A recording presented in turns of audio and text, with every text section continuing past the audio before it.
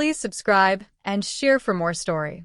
The night guard behind the Orem Crest Tower did not recognize the woman crouched near the service alley. To him, she was just another figure wrapped in torn layers, digging through discarded trays from the luxury restaurant upstairs. The wind off the harbor cut sharply through the narrow passage, carrying the smell of salt and spoiled food. The woman, Maribel Rowan, 62 years old, moved slowly, her joints stiff, her hands trembling as she pulled out a hardened piece of bread. No one watching would have guessed that in 4 days, Maribel would legally own a glass-walled penthouse 40 floors above that very alley. No one could have imagined that the same fingers scraping grime from plastic would soon sign documents worth $7.8 million. She herself barely believed it yet. At that moment, the bread barely tasted like food. It was survival, nothing more. She ate quickly, crouched low, not because she was hiding, but because she was not ready to be seen. Not like that. Her body ached with a pain built over years, not hours. Then she heard the sound, tires rolling softly, expensive tires, moving far too slowly for the hour. The car did not announce itself. It simply appeared, sleek and black, its headlights slicing through the early morning fog of North Harbor City. The door opened without a sound. Warm air spilled out, scented faintly with leather and garden jasmine. Maribel did not look up at first. She recognized the smell before the voice. "Get in," said Helena Crow, her younger sister, calm and precise. No accusation. No greeting. Just certainty. They had not spoken in 6 years, not since the day Maribel's life quietly collapsed. Maribel hesitated only long enough to wipe her hands on her coat. Helena did not help her. She did not need to. Silence filled the space between them as the car pulled away. That night, Maribel slept in a bed layered with linen so soft it felt unreal. Yet, even wrapped in warmth, she could still smell the alley on her skin. The next morning, Helena placed a thick envelope on the kitchen counter. "Read it when you're ready," she said. Inside were transfer confirmations, a deed, and a short letter. No apology. Just facts. The money. The property. All in Maribel's name. By the third morning, Maribel understood one thing clearly. Safety was temporary. Wealth did not erase memory. It only made it louder. The people who had taken everything from her before her own children had felt the shift. Ethan Vale, her son, and Lorna, his wife, arrived without warning. They stood in the lobby holding white lilies, smiling like actors stepping back into a familiar role. "Mom," Ethan said, opening his arms. Maribel didn't move. His arms dropped. "You look healthier," he added quickly. Lorna perched on the sofa like she was afraid to wrinkle it, while Ethan wandered the apartment, his eyes measuring, counting. They talked about family, about regret, about stress. "We just want to take care of you now," Lorna said gently. The phrase landed like ice. Maribel remembered hearing it before, right before the locks had been changed, right before her belongings were set on the curb. She listened without interrupting. When Ethan reached for her hand, she let him. Then she pulled away. "You're thirsty," she said, standing. She poured water slowly, deliberately. Let the silence stretch. Let their kindness sour under its own weight. When she returned, she smiled a small, cold smile. It unsettled them more than anger ever could. The visits continued. Notes slid under her door. Offers of help. A folder labeled future planning. Inside were forms already filled in: power of attorney, medical authority, banking access. Ethan called it preparation. Maribel called it proof. Without their knowledge, a recorder sat beneath the console table, capturing everything. Every word. Every pause. When Helena returned that afternoon, Maribel told her everything. Helena listened without expression. Then she burned the folder in a metal bowl, the ashes drifting down like dark snow. "They've done this before," Maribel said quietly. Helena met her eyes. "So have I," she replied. The next day, Caleb Moore, a legal strategist Helena trusted, arrived. He spoke plainly. No pity. No softness. Together, they built a structure that could not be undone, an irrevocable trust designed to protect Maribel and others like her. She signed without smiling. That night, she slept with the lights off, not from fear, but from certainty. The quiet was ending.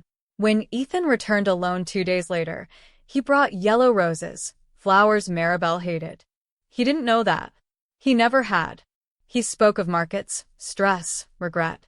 He slid another folder across the table. "This keeps everyone safe," he said. Maribel nodded. "Sure." He smiled, believing he had won. He had not. By the next evening, the trust was registered. The accounts were sealed. And when Helena suggested a small reception in the building's event hall, Maribel agreed. Not for celebration. For clarity. She dressed simply. Pearl earrings. A dark blouse. When the room filled and Ethan and Lorna arrived, polished and confident, Maribel stepped forward. She did not raise her voice. She played the recordings. One by one. The room fell silent. "This isn't revenge," she said calmly. "It's protection." Ethan said her name like a plea. Maribel looked at him once, then turned away. The woman they had discarded was gone. What remained could not be moved. The reception ended without applause. No one knew how to respond to what they had witnessed. Guests drifted away quietly, carrying fragments of Maribel Rowan's truth into their own lives. Ethan and Lorna disappeared into the elevator without a word, as if speed could erase exposure.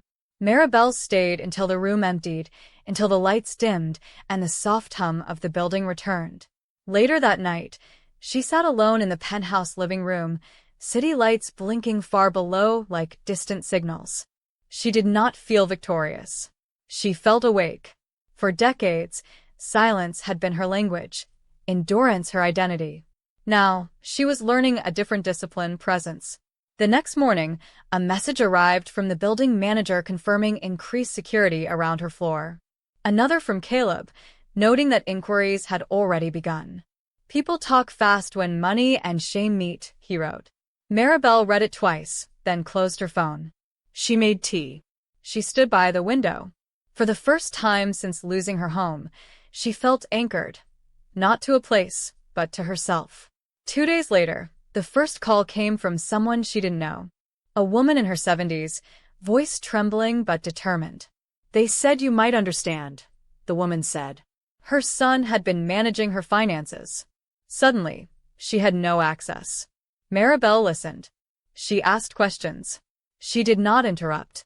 By the end of the call, the woman was crying, not from fear, but relief. More calls followed. Quiet stories. Familiar patterns. Adult children speaking of care while draining accounts. Paperwork disguised as love. Maribel realized the trust was no longer theoretical. It was already alive. That afternoon, Helena stopped by with lunch. "You didn't plan this," Helena said carefully. Maribel shook her head. "No. But I recognize it." They ate in silence. Then Helena added, "Ethan contacted me." Maribel did not ask what he said. She already knew. That evening, a message appeared on her phone. From Ethan himself. "We need to talk. You embarrassed us." Maribel deleted it without responding. Silence, she had learned, was not weakness. It was choice. A week later, Lorna arrived unannounced. No flowers this time. No practiced warmth. She stood stiffly in the doorway, her smile thin and brittle. "We're worried about you," she said. Maribel stepped aside to let her in, not out of politeness, but curiosity. Lorna paced the living room, avoiding eye contact. "People are getting the wrong idea," she said. "That event made it seem like we were trying to hurt you." Maribel waited. "We just thought you weren't capable anymore," Lorna added, frustration cracking through. "You weren't managing well." The words settled heavily in the room. Maribel nodded once. "That's what you told yourselves," she said calmly. Lorna flushed. "This trust thing. Ethan says it's unnecessary. Complicated." Maribel walked to the window and looked out. "It's permanent," she replied. Lorna laughed sharply. "Nothing is permanent." Maribel turned. "You're wrong," she said. "Some decisions are." Lorna left without saying goodbye. Her heels echoed too loudly down the hall. Maribel locked the door behind her and felt nothing but clarity. The official letter arrived 3 days later. Ethan was contesting the trust, alleging coercion, impaired judgment, undue influence. Caleb called within minutes. "We expected this," he said evenly. "And we're ready." Maribel signed affidavits, reviewed statements, listened as Caleb explained timelines and protections. Not once did he simplify his language for her. Not once did he speak slowly. She appreciated that. The case moved quickly and quietly. Evidence mattered. Recordings mattered. Witnesses mattered. Ethan's narrative unraveled under its own contradictions. During a deposition, he claimed Maribel was confused, then claimed she was vindictive, then claimed Helena had manipulated everything. Each claim weakened the last. When the judge dismissed the motion, there was no drama, just finality. That night, Maribel slept deeply for the first time in years. No dreams, no fear, just rest. On a clear morning in early spring, Maribel stood on the balcony, watching the harbor wake below. She thought about the alley, the bread, the cold. She thought about how easily people erase women when they believe their usefulness has ended. Her phone buzzed with another message, this one from a journalist asking for comment on the trust's work. Maribel typed a single response, "Let the story speak." She closed her phone and stepped back inside. The penthouse no longer felt like a fortress. It felt like a platform. She had survived disappearance. Now she was visible on her own terms. And she was no longer waiting for anyone's permission to exist. The article was published without Maribel's name in the headline. That was intentional. It spoke about a newly formed trust supporting older adults facing financial coercion, about quiet legal victories that never reached the evening news. Still, people recognized her. In the building elevator, a woman squeezed Maribel's hand and whispered, "Thank you for saying what I never could." At a cafe downstairs, a man nodded respectfully and said, "My aunt went through something similar." Maribel listened more than she spoke. At night, she replayed the voices she had recorded, not with anger, but with study. She wanted to understand how love learned to disguise itself as control. Helena visited often, sometimes bringing food, sometimes just sitting. "You've changed," Helena said one evening. Maribel considered that. "No," she replied softly. "I stopped shrinking." Helena smiled at that. The trust received its first formal application the following week. Maribel reviewed it carefully, reading every word. She wasn't interested in saviors. She wanted systems that worked. Ethan did not disappear quietly. He called distant relatives, old friends. He framed himself as a concerned son locked out by an ungrateful mother. Some believed him. Most did not. When a cousin reached out to check in, Maribel answered calmly. "You're welcome to ask me directly," she said. The cousin paused, then apologized. That was new. Meanwhile, Lorna stopped calling altogether. The silence between them was thick but permanent. Caleb updated Maribel weekly. "They're running out of angles," he said once. "Good," she replied. Her days developed a rhythm. Meetings, calls, quiet meals, long walks along the water. She no longer rushed. Urgency had belonged to her old life. One afternoon, a letter arrived from Ethan, handwritten. He asked for forgiveness. He asked for understanding. He asked to meet. Maribel read it once, folded it carefully, and placed it in a drawer she labeled evidence. Forgiveness, she had learned, did not require access. The first beneficiary of the trust moved into a small apartment overlooking a public garden. Maribel visited her personally. The woman cried when she received the keys. "I thought I was invisible," she said. Maribel shook her head. "You were ignored," she corrected gently. "There's a difference." That night, Maribel wrote her first public statement confirming her involvement with the trust. She did not mention Ethan. She did not mention Lorna. She spoke only of dignity, autonomy, and the danger of silence. The response was immediate. Messages poured in from strangers across the city, across the state, across the country. Stories echoed one another with frightening precision. "This is bigger than me," Maribel said to Helena. Helena nodded. That's why it matters, she replied. The storm Maribel once carried in her chest had transformed. It was no longer rage. It was direction. Months passed. Spring gave way to summer.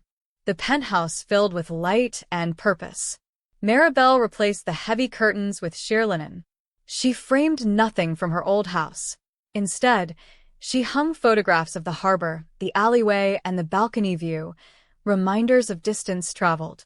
One afternoon, she ran into Ethan unexpectedly in a public corridor. He looked smaller, tired. I never meant to hurt you, he said quickly. Maribel met his eyes. Intent doesn't erase impact, she replied. He nodded, defeated. Are you happy now? He asked. Maribel thought for a moment. I'm honest, she said. That seemed to end the conversation. He walked away without looking back. For the first time, Maribel felt no pull to follow. On the anniversary of the night she left the alley, Maribel returned to the waterfront alone. She stood where the wind still cut, sharp and cold. She closed her eyes and breathed deeply. She was no longer a ghost. She was no longer a shadow in someone else's story. She had become a boundary, a record, a warning. As the sun rose over the water, her phone buzzed with a simple message from Helena. Proud of you. Maribel smiled. Not because the past was healed, but because it no longer controlled her. Some storms destroy. Others clear the air. And Maribel Rowan had learned the difference. The Trust's office opened quietly on the ground floor of a modest brick building near the Civic Center. No grand signage. No dramatic announcement. Maribel insisted on that. People who need help don't come looking for monuments, she told Caleb. On the first morning, she arrived early and made coffee herself. By noon, the waiting area was full. A retired teacher, a former dockworker, a widow whose grandson had convinced her to sign away her pension. Maribel sat with each of them, listening carefully, asking simple questions. When did it start? Who explained this document to you? Did you feel rushed? For many, it was the first time someone had asked without judgment.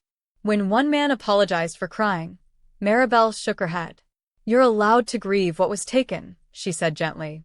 That afternoon, Helena stopped by and leaned against the doorframe, watching quietly. You look steady, she observed. Maribel nodded. I feel useful, she replied. It was the truest thing she had said in years. Ethan watched from a distance, through mutual acquaintances, through online mentions. He never came to the office. Instead, he sent a second letter, shorter this time. He wrote that he felt erased. Maribel read it slowly, then folded it and placed it beside the first. Erasure, she knew, was not silence, it was dismissal. She had not dismissed him. She had simply stepped out of reach. One afternoon, Caleb brought troubling news. He's talking to a media consultant, he said, positioning himself as a concerned son. Maribel exhaled. Then let him talk, she replied. That evening, she drafted a statement, not defensive, not emotional. Just facts. Dates. Actions. Documentation. When it was released, it ended the speculation quietly.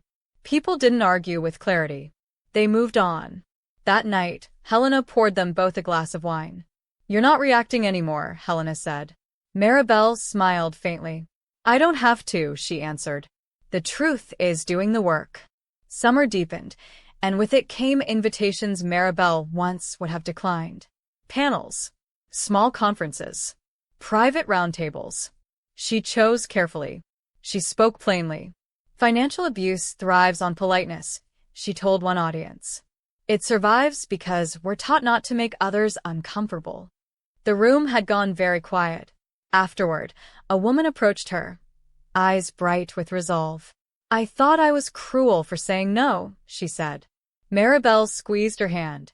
You were protecting yourself, she corrected. Back at the penthouse, Maribel began sleeping with the balcony door open, letting in the city sounds. She no longer locked herself away from the world. One night, she dreamed of the alley again, but this time, she was standing, not crouching. When she woke, she felt calm. Growth, she realized, was not loud. It was subtle, like learning when not to flinch.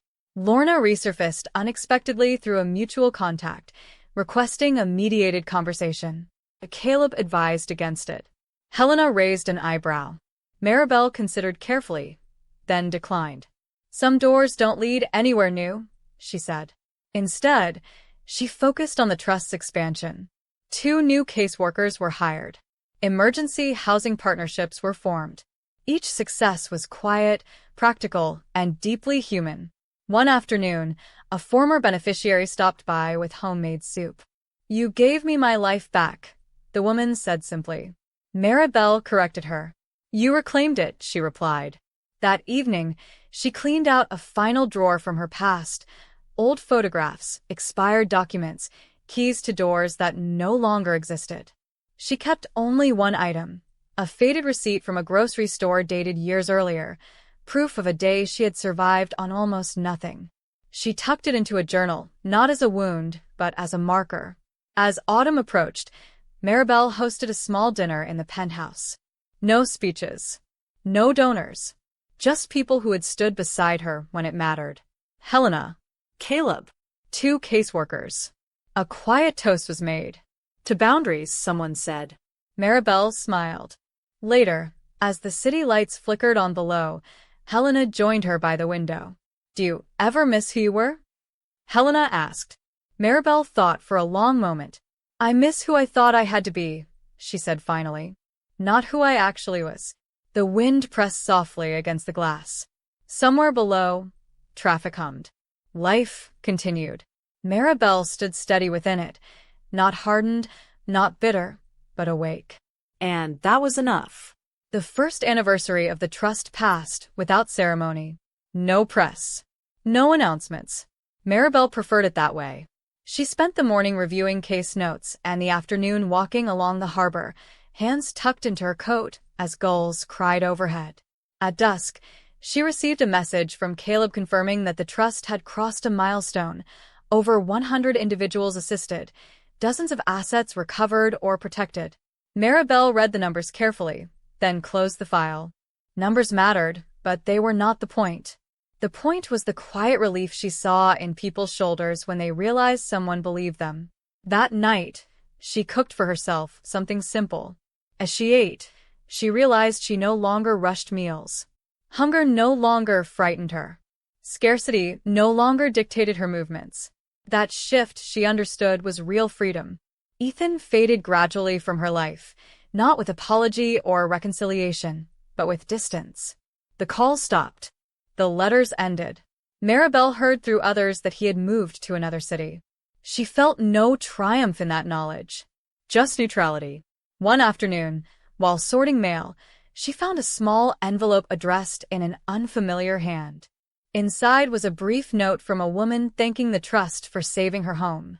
"I didn't know how to say no," the woman wrote. Maribel folded the letter carefully and placed it in a box she kept beneath her desk. It was filling slowly. Evidence, not of betrayal, but of impact. She no longer needed to prove anything to anyone who had doubted her worth.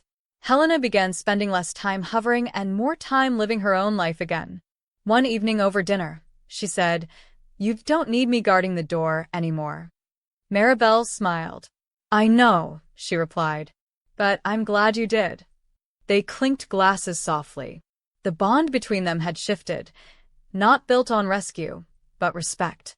Maribel noticed how her voice had changed over the months. It was steadier now. Lower. Unrushed. She interrupted less. She apologized less. When she said no, she did not explain herself afterward. That was new. And powerful. During a small workshop hosted by the Trust, a young woman asked Maribel what had hurt the most, losing her home or being betrayed by her own child. Maribel did not answer immediately. "Being made to feel disposable," she said finally. The room was silent. Housing can be rebuilt. Money can be restored. But dignity is harder to recover when it's stripped away by people you loved. She paused, then added, "That's why we protect it first." Several people nodded. One wiped her eyes. Maribel did not look away. Late one night, unable to sleep, Maribel opened the balcony doors and let the city breathe around her. She thought of the alley again, not with fear, but with clarity. That place had not broken her. It had revealed her. She understood now that survival had sharpened her, not diminished her. She was no longer angry at the woman she had been. She honored her. That woman had endured, so this one could stand. On a quiet morning, Maribel updated her personal will, not because she feared death, but because she respected order. She left clear instructions, clear boundaries, no ambiguity. When she signed the final page, she felt calm, prepared. This isn't about control, she told Caleb later. It's about peace. He nodded. That's usually how real power looks, he said.